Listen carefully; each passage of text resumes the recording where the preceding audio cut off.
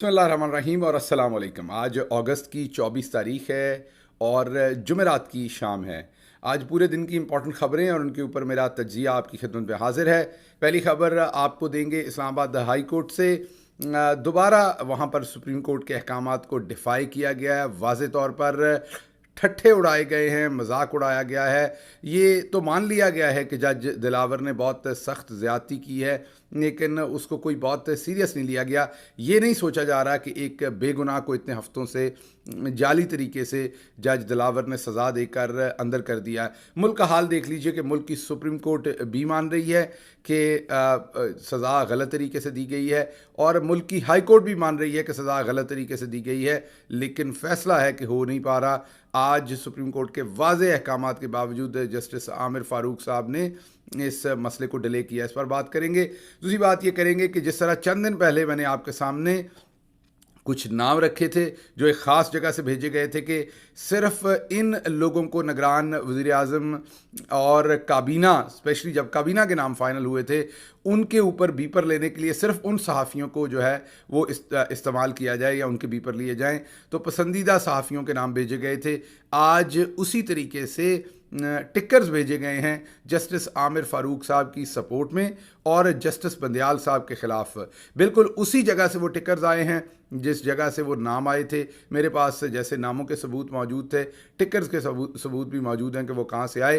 तमाम चैनल्स को दिए गए और फिर आपने वो न्यूज़ चलती भी देखी। मीन जस्टिस बंदयाल के ख़िलाफ़ पहले से ही प्रोपेगेंडा था, अब और ज़्यादा तेज़ हो जाएगा उनकी रिटायरमेंट तक। उसके बाद अगली खबर आपके सामने रखनी है कि आपके मौजूदा वज़ीर आज़म जो हैं वो कहते हैं कि जिसने जाना है जाए, ये मुल्क हमारा है, हमने तो अब यहीं रहना है। वो आए 90 दिन के लिए थे, लेकिन वो पैगाम दे रहे हैं कि हम इधर ही बैठे हैं, हम नहीं जाएंगे। और साथ साथ पाकिस्तान की यूथ को कह रहे हैं कि अगर आपने मुल्क छोड़ के जाना है तो जाएं, इससे क्या फ़र्क पड़ता है, जाने दें। तो ये दो बातें जो है ये मतजाद हैं, इनके ऊपर बात करेंगे। आखिरी बात ये करेंगे कि डीज़ल की कीमत बहुत महंगी हो गई है और उसके साथ ही मौलवी फजलुर रहमान ने अपनी स्टेटमेंट बदल ली है। उन्होंने 2 दिन पहले कहा कि हर सूरत 90 दिन में इलेक्शन चाहिए और आज उनके तर्जमान जो हैं वो इलेक्शन कमीशन ऑफ पाकिस्तान को कह के आए हैं कि कोई बात नहीं, आप पहले हल्का बंदियाँ करवा लीजिए, ज़ाहिर बात उसके बाद इंतखाबी फ़हरिस्तें भी आएंगी तो काम लंबा हो जाएगा।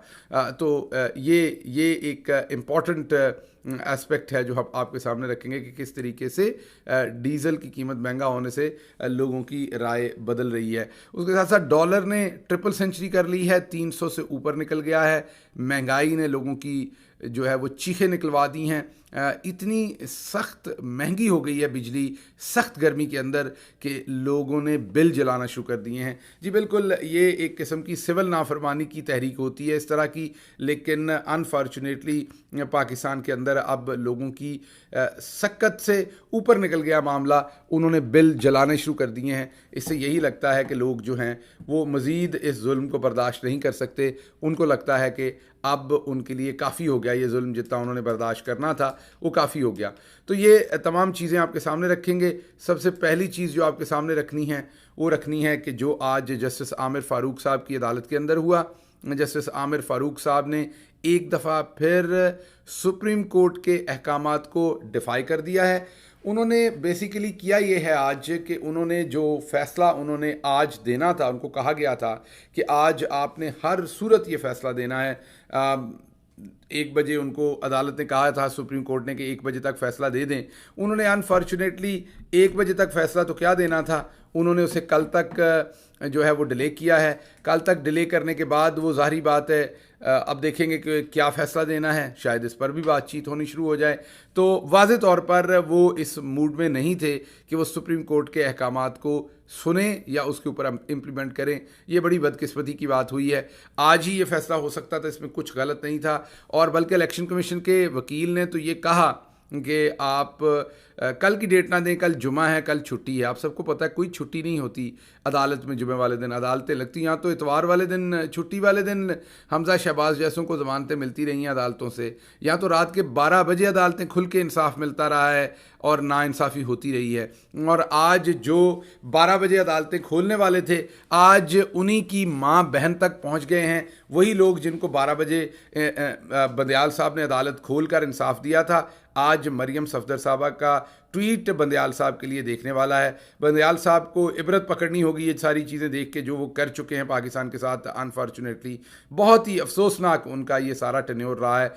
कौम कभी भी इस टेन्योर को अच्छे अंदाज से याद नहीं रखेगी।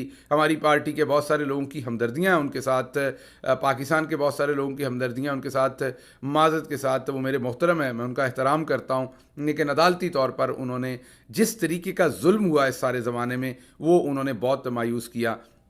मैं यहाँ पर मुझे एडमिट करने में कोई प्रॉब्लम नहीं है कि इस्टेब्लिशमेंट ने, उस वक्त की इस्टेब्लिशमेंट ने, जनरल फैज़ साहब ने गलत मशवरा दिया प्राइम मिनिस्टर इमरान खान को, गलत तरीके से वो रेफरेंस भिजवाया गया जो काजी फ़ाइज़ ईसा साहब के ख़िलाफ़ था। और मैं कभी उम्मीद करता हूँ कि जिस दिन काजी फ़ाइज़ ईसा आएंगे तो लोगों को नज़र आएगा, वो हो सकता है किसी एक ख़ास सिचुएशन में लोगों को उनके फ़ैसले पसंद ना आए और वो किसी ख़ास सिचुएशन में फ़ैसले वो उस तरह के ना करें जो लोग एक्सपेक्ट कर रहे हैं। लेकिन मुझे ये ज़रूर लग रहा है कि इस तरीके की अंधेर नगरी नहीं होगी, इतना जो है वो सिर्फ हवाई बातें नहीं होंगी, बल्कि काजी फ़ाइज़ ईसा जब आएंगे तो फ़ैसले करेंगे। चलें, आपको आपके ख़िलाफ़ फ़ैसले होंगे या आपके हक़ में होंगे, लेकिन वो तगड़े फ़ैसले तो होंगे। आपके ख़िलाफ़ ही फ़ैसले हों, चलें, कम अज़ कम तगड़े फ़ैसले होंगे, नीम गर्म किस्म के फ़ैसले नहीं होंगे, ये हम उम्मीद करते हैं। तो काजी फ़ाइज़ ईसा साहब के आने का अब लोगों को इंतज़ार है, क्योंकि यहाँ पर तो आप देखिए कल ही इमरान खान के इस केस के ऊपर फ़ैसला हो सकता था, या हाई कोर्ट के आज के इस इक़दाम के ऊपर कल जज आमिर फ़ारूक साहब जो हैं, जस्टिस आमिर फ़ारूक साहब, उनसे पूछगिछ हो सकती है। कुछ नहीं होगा जैसे पहले नहीं होता रहा, और बस नीम गर्म पानी चलता रहेगा। कुछ चीज़ों के अंदर रिलीफ मिलेगा, कुछ के अंदर नहीं मिलेगा। मैंने दोबारा कहा कि जो चीफ़ जस्टिस हैं, हम नून लीग नहीं हैं, किसी के ख़िलाफ़ ज़ाती तनकीद करें। ज़ाती तौर पर वो एक अच्छे, मुतबर, नेक इंसान हैं, ईमानदार आदमी हैं, मैं उनका बड़ा एहतराम करता हूँ ज़ाती हैसियत में। लेकिन मैंने कहा कि बदकिस्मती से जितना जुल्म का बाज़ार गर्म हुआ है इन पूरे इस 16, 17, 18 महीनों में, उसमें जो बंदयाल साहब ने रात 12 बजे अदालत खोल के काम शुरू किया था, वो काम लोगों के गले पड़ गया। उससे लोगों को जो तकलीफ़ हुई है वो मैं आपको बयान नहीं कर सकता, वो बयान से बाहर है। और इसलिए लोग जो हैं वो बंदयाल साहब के इस सारे वक्त को कोई बहुत अच्छा याद नहीं रखेंगे, तकलीफ़ में याद रखेंगे। और मैंने आपको ये भी कहा कि ये बिल्कुल दुरुस्त है कि जनरल फैज़ साहब ने ये गलत फ़ैसला किया था ख़ुद अपनी एजेंसी के बिहाफ पे, और हुकूमत से ये कह के कि जी ये बड़ा ज़रूरी है रेफरेंस, और ये रेफरेंस भिजवा दिया इस्टेब्लिशमेंट ने, जनरल बाजवा और जनरल फैज़ ने, जो कि गलत था। एक जज के साथ हमारी हुकूमत को कम अज़ कम ये नहीं करना चाहिए, ये मेरा पर्सनल ओपिनियन है।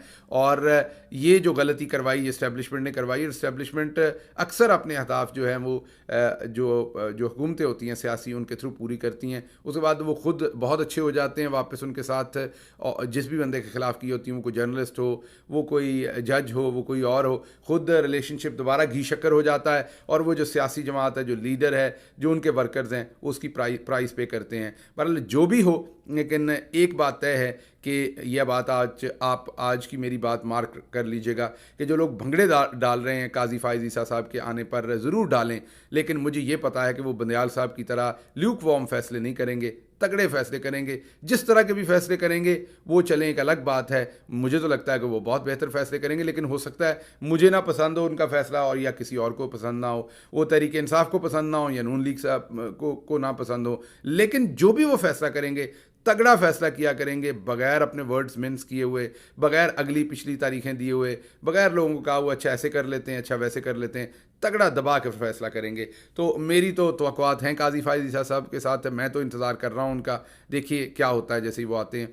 अगली बात आपके सामने रखनी है कि आज जैसे ही आमिर फ़ारूक साहब इसको डिले कर रहे थे अदालत के अंदर, और वहाँ पर लैतोलाल हो रही थी, बाहर जस्टिस आमिर फ़ारूक साहब के हक़ में टिकर्स आए, बिल्कुल वहीं से आए जहाँ से उन सहाफ़ियों के नाम आए थे जिनके बीपर लेने थे निगरान काबीना बनने के ऊपर।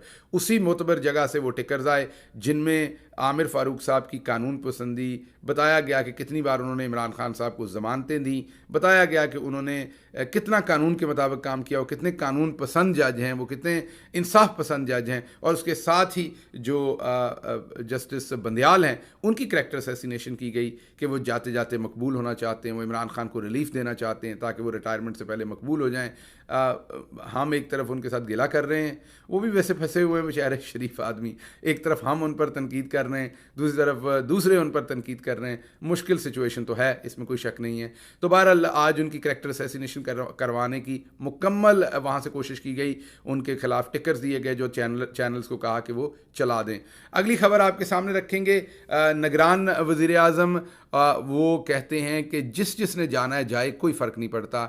कोई उनको समझाए कि ये मज़दूर नहीं जा रहे, पढ़े लिखे लोग जा रहे हैं। ये आपका ब्रेन ड्रेन, इसको ब्रेन ड्रेन हो कहते हैं, इसको ब्रेन ड्रेन कहते हैं उर्दू में। मुझे नहीं पता मैं इसका क्या, मेरा ख्याल दिमागी इनखलाई कह सकते हैं आप, या जहानत का इनखलाई कह सकते हैं। सो बहरहाल बैतुल खला की बात नहीं मैं कर रहा निगरान वज़ीर आज़म साहब, मैं जो है वो ब्रेन ड्रेन की बात कर रहा हूँ। इसको ब्रेन ड्रेन कहते हैं और इसको कोई बैतुल खला में ना समझिए आप कि जिस चीज़ ने जाना है उसको जाने दें।